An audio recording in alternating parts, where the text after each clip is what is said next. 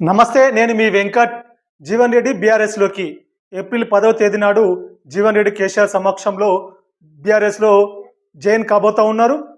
మిత్రులారా, ముందుగా మన ఏవిఎం తెలుగు ఛానల్‌ని ప్రతి ఒక్కరూ సబ్స్క్రైబ్ చేయండి. పక్కన ఉన్న బెల్ బటన్ నొక్కండి. ఈ వీడియోను ప్రతి ఒక్కరు లైక్ చేసి అందరికీ షేర్ చేసే ప్రయత్నం చేయండి. ముఖ్యంగా మన జీవన్ రెడ్డి బీఆర్ఎస్‌లోకి పూర్తి స్థాయిలో వెళ్ళే అవకాశం ఉంది. వచ్చే నెల 10వ తేదీ నాడు జగిత్యాల పక్కనే ఉన్నటువంటి లక్ష్మీపూర్ గ్రామంలో దాదాపుగా 10-15 ఎకరాల స్థలంలో ఒక వ్యవసాయ భూమిలో భారీ బహిరంగ సభను ఏర్పాట్లు చేయబోతా ఉన్నారు. దీనికి ఇప్పటికే అక్కడ ఉన్నటువంటి లక్ష్మీపూర్లో ఉన్నటువంటి ఆ యొక్క 10-15 ఎకరాల ఉన్నటువంటి ఆ భూమిలో ఇప్పటికే అంటే పనులు ప్రారంభమైనాయి. ఆ బహిరంగ సభ కోసం సమావేశానికి కూడా ఇప్పటికే పనులు ప్రారంభించడం జరిగింది.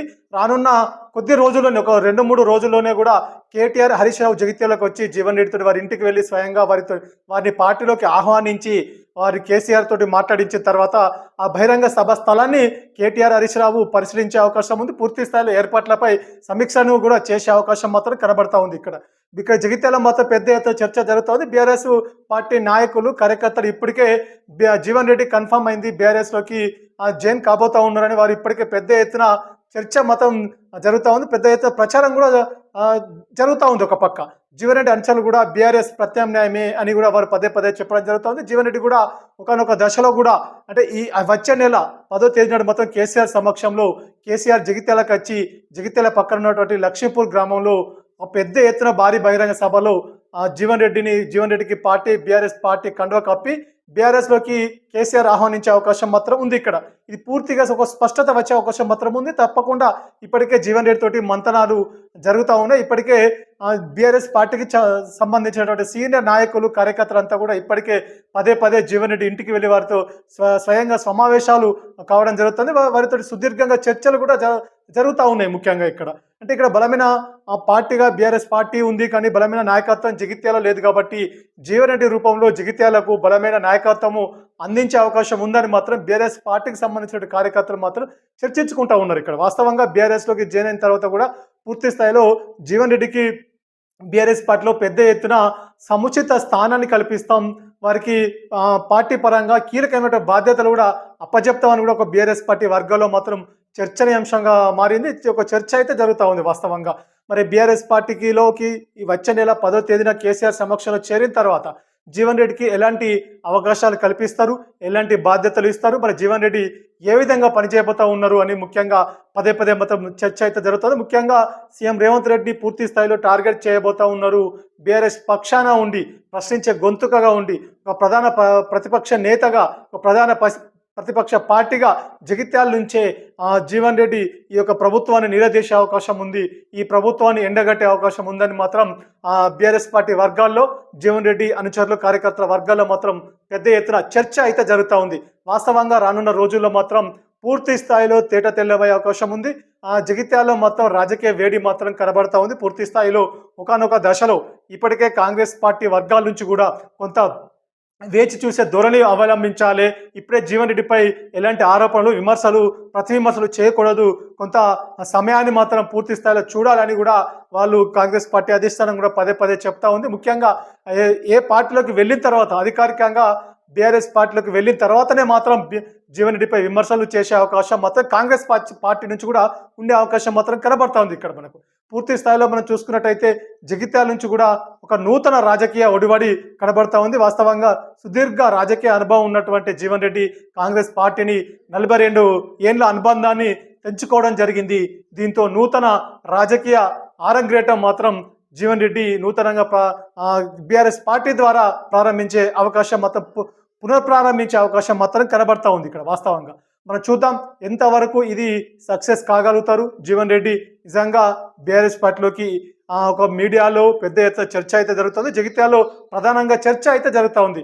వచ్చే నెల ఏప్రిల్ 10వ తేదీ నాడు జగిత్యాల పక్కనే ఉన్నటువంటి లక్ష్మీపూర్ గ్రామంలో దాదాపుగా ఒక వ్యవసాయ క్షేత్రంలో 10-15 ఎకరాల స్థలంలో ఉన్నటువంటి ఆ స్థలంలో భారీ బహిరంగ సభను ఏర్పాటు చేయబోతా ఉన్నారు. దీనికి ముఖ్య అతిథిగా కేసీఆర్ రాబోతా ఉన్నారు. కేసీఆర్ సమక్షంలోనే మాజీ మంత్రి జీవన్ రెడ్డి బీఆర్ఎస్ పార్టీ కండువా కప్పుకోబోతా ఉన్నారు. బీఆర్ఎస్ పార్టీలోకి పూర్తి స్థాయిలో ఆహ్వానించే అవకాశం మాత్రం కనబడతా ఉంది. చూద్దాం మరి ఏది ఏమైతుంది. నిజంగా జీవన్ రెడ్డి అనుచరులు చెప్తున్నట్టుగా బీఆర్ఎస్ పార్టీలో చర్చ జరుగుతున్నట్టుగా మరి నిజంగానే వచ్చే నెల 10వ తేదీ నాడు మరి పూర్తి స్థాయిలో బీఆర్ఎస్ పార్టీ కండువా కప్పుకోబోతా ఉన్నారా? మరి పార్టీ కండువా కప్పుకున్న తర్వాత మరి ఏ విధంగా పనిచేస్తారు? వారు ఇప్పటికే 75 ఏళ్ల పైచూలికి ఉన్నప్పుడు కూడా ఒక యువకుడిగా, ఒక యువ నాయకుడిగా మాత్రం ఎప్పుడు ప్రశ్నించే గొంతుకగా ప్రజల పక్షాన ఉండి నిలదీసే ఒక నాయకుడిగా, ప్రజల పక్షాన పోరాటం చేసే నాయకుడిగా మాత్రం వారికి మాత్రం ఆ తత్వం, ఆ వ్యక్తిత్వం మాత్రం ఉంది. నిజంగా గతంలో చేసినటువంటి అనుభవం మాత్రం పూర్తి స్థాయిలో ఒక ఎమ్మెల్యేగా, ఎమ్మెల్సీగా, రాష్ట్ర మంత్రిగా 2 సార్లు, ఎంపీగా 3 సార్లు పోటీ చేసినట్టు రాజకీయ అనుభవము, ఒక రాజకీయంలో ఒక కురవృద్ధుడిగా మనం చెప్పవచ్చు వాస్తవంగా. అలాంటి పెద్ద నాయకత్వం, అలాంటి బడా నాయకత్వం ఈరోజు బీఆర్ఎస్ పార్టీలో జైన్ అయితే కనుక మాత్రం జగిత్యాల నియోజకవర్గంతో పాటు పక్కనున్నటువంటి చొప్పదండి, ధర్మపురి నియోజకవర్గాలపై జీవన్ రెడ్డి ప్రభావం తప్పకుండా పడే అవకాశం మాత్రం ఉంది. ఇప్పటికే ధర్మపురి నియోజకవర్గం నుంచి పెద్ద ఎత్తున రాజీనామాలు చేశారు. ఇప్పటికే మార్కెట్ కమిటీ చైర్మన్ రాజీనామా కూడా చేయడం జరిగింది. వెలుగటూరు మార్కెట్ కమిటీ చైర్మన్ ఇప్పటికే అధికారికంగా అఫీషియల్గా వారు రాజీనామా చేసి జీవన్ రెడ్డి వెంట నడుస్తూ ఉన్నారు. ఇలాంటి నాయకులు, ఇలాంటి మాజీ సర్పంచులు, మాజీ ఎంపీటీసీలు, మాజీ ప్రజాప్రతినిధులు అంతా కూడా, సీనియర్ నాయకులు, కార్యకర్తలు అంతా కూడా పెద్ద ఎత్తున జీవన్ రెడ్డి వెంట నడుస్తూ ఉన్నారు. ప్రస్తుతం కూడా వారి వెంటనే ఉన్నారు. ముఖ్యంగా ఇది జగిత్యాల నియోజకవర్గంలో పూర్తి స్థాయిలో బీఆర్ఎస్ పార్టీ బలోపేతం అయ్యే అవకాశం మాత్రం తప్పకుండా కనబడతా ఉంది. పక్కనున్నటువంటి చొప్పదండి, ధర్మపురి రెండు నియోజకవర్గాలపై జీవన్ రెడ్డి ప్రభావం కనబడతా ఉంది. స్పష్టంగా, చాలా స్పష్టంగా కనబడతా ఉంది. తప్పకుండా ఇది బీఆర్ఎస్ పార్టీకి జగిత్యాల, చొప్పదండి, ధర్మపురి 3 నియోజకవర్గాల్లో బీఆర్ఎస్ పార్టీ బలోపేతం అయ్యే అవకాశం మాత్రం తప్పకుండా కనబడతా ఉందని, పార్టీ పుంజుకునే అవకాశం ఉందని మాత్రం రాజకీయ వర్గాల్లో మాత్రం కనబడతా ఉంది. వాస్తవంగా జీవన్ రెడ్డి ప్రభావం మాత్రం ఈ 3 నియోజకవర్గాలపై తప్పకుండా పడే అవకాశం ఉంది. ఇక్కడ మనకు కనబడతా ఉంది. వాస్తవంగా జీవన్ రెడ్డి నిజంగా జగిత్యాల నియోజకవర్గానికే పరిమితం అవుతారా, లేక జగిత్యాల నియోజకవర్గంతో పాటు పాత ఇంతకుముందు గతంలో ప్రాతినిధ్యం వహించినటువంటి కొడిమ్యాల, మల్యాల మండలాలతో పాటు చొప్పదండి నియోజకవర్గము, ధర్మపురి నియోజకవర్గంతో పాటు వారి సొంత మండలము, మరి పుట్టినూరు పెగడేపల్లి మండలం కాబట్టి, మరి జన్మస్థలం పెగడేపల్లి మండలం కాబట్టి తప్పకుండా మరి ధర్మపురి, చొప్పదండి, జగిత్యాల నియోజకవర్గాలపై పూర్తి స్థాయిలో జీవన్ రెడ్డి పట్టు సాధించే అవకాశం ఉందా?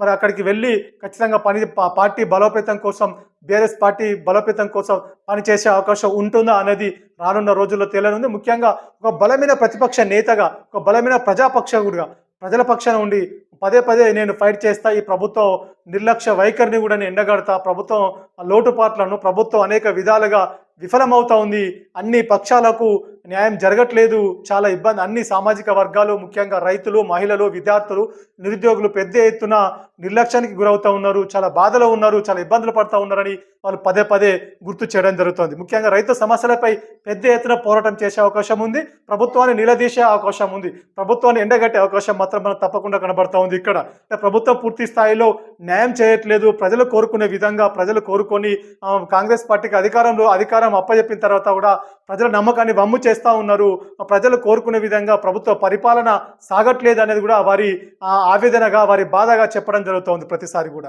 మన ఇక్కడ కనబడతా ఉంది, నేను నిత్యం ప్రజల మధ్యన ఉంటా, ప్రజల పక్షాన ఉంటా, ప్రజల సమస్యలపై నిరంతరం ఫైట్ చేస్తూ ఉంటా, ప్రభుత్వాన్ని ఖచ్చితంగా నిలదీస్తా అని వారు పదే చెప్పడం జరుగుతూ ఉంది. మరి భవిష్యత్తులో ఏ విధంగా రాజకీయాలు జరగబోతూ ఉన్నాయి, జగిత్యాల రాజకీయాల్లో ఎలాంటి పెనుమార్పులు జరగబోతూ ఉన్నాయి, నిజంగా బీఆర్ఎస్ పార్టీలోకి అందరూ ఊహించినట్టుగా ఒక పెద్ద చర్చ జరుగుతున్నట్టుగా వచ్చే నెల ఏప్రిల్ 10వ తేదీ నాడు కేసీఆర్ సమక్షంలో జగిత్యాల పక్కన ఉన్నటువంటి లక్ష్మీపూర్ గ్రామంలో జరిగేటువంటి భారీ బహిరంగ సభలో నిజంగానే వాస్తవంగా జీవన్ రెడ్డి బీఆర్ఎస్ పార్టీ కండువా కప్పుకోబోతా ఉన్నారా, బీఆర్ఎస్ పార్టీలోకి జైన్ అయ్యే అవకాశం ఉందా? నిజంగా జైన్ అయితే మాత్రం ఏ విధంగా వారు పనిచేస్తూ ఉన్నారు, ఏ విధంగా చేసే అవకాశం ఉంది, వారు నిజంగా గతంలో పనిచేసినట్టుగా ఉత్సాహంగా పనిచేసే అవకాశం ఉందా? నిజంగా అంత ఉత్తేజంతో, అంత ఉత్సాహంగా ఈ వయసులో కూడా పనిచేసే అవకాశం ఉంటుందా అనేది మాత్రం రానున్న రోజులలో తెల్లమయ్యే అవకాశం ఉంది. ప్రతిసారి వారి నోట్లోకి వెళ్ళి, ప్రతిసారి వారి మనసులోకి వెళ్ళి మాట బయటకు వచ్చినప్పుడల్లా ప్రజలు నాకు ప్రజల పక్షాన ఉండి ఫైట్ చేస్తా, ప్రజా సమస్యలే నాకు ముఖ్యం, నాకు నా ఎజెండా, నా జెండా ప్రజల పక్షాన, ప్రజల సమస్యలే నాకు నిరంతరం పొద్దున్న లేస్తేనే నాకు రాత్రి పడుకునేదాకా ప్రజా సమస్యలు తెలుసుకొని ప్రజా సమస్యలపై ఫైట్ చేయడమే నాకు అతి ముఖ్యమని వారు పదే చెప్పడం జరుగుతోంది. దేవుడు సహకరించినంత వరకు, నా ఆరోగ్యం పూర్తి స్థాయిలో ఉన్నంత కాలం తప్పకుండా నేను ప్రజల మధ్యలోనే ఉంటా, ప్రజల కోసం పనిచేస్తా, ప్రజల కోసమే పనిచేస్తూ నేను బ్రతుకుతా అని వారు పదే పదే చెప్పడం జరుగుతూ ఉంది. ఏది ఏమైనప్పుడు కూడా ఒక ప్రశ్నించే గొంతుకగా ఉంటా, ఒక బలమైన ప్రతిపక్ష నాయకుడిగా నేను ఉండి ఈ ప్రభుత్వాన్ని నిలదీస్తా, ఈ ప్రభుత్వాన్ని ప్రజా సమస్యలపై ప్రభుత్వాన్ని ఎండగడుతూ నిర్లక్ష్యం చేస్తున్నటువంటి ప్రభుత్వ వైఖరిని నేను ఎండగడుతూ నిలదీస్తా అని వారు పదే పదే చెప్పడం జరుగుతూ ఉంది. చూద్దాం మరి ఏ విధంగా జగిత్యాల రాజకీయాలు భవిష్యత్తులో ఉండబోతూ ఉన్నాయి. నిజంగానే అందరూ ఊహించినట్టుగా బీఆర్ఎస్ పార్టీలోకి జీవన్ రెడ్డి వెళ్ళబోతూ ఉన్నారా? మరి వెళ్ళిన తర్వాత ఎలాంటి రాజకీయాలు ఇక్కడ మనకు కనబడుతూ ఉన్నాయి? రాజకీయ వేడి మాత్రం జగిత్యాల్లో కనబడుతూ ఉందని మనం తప్పకుండా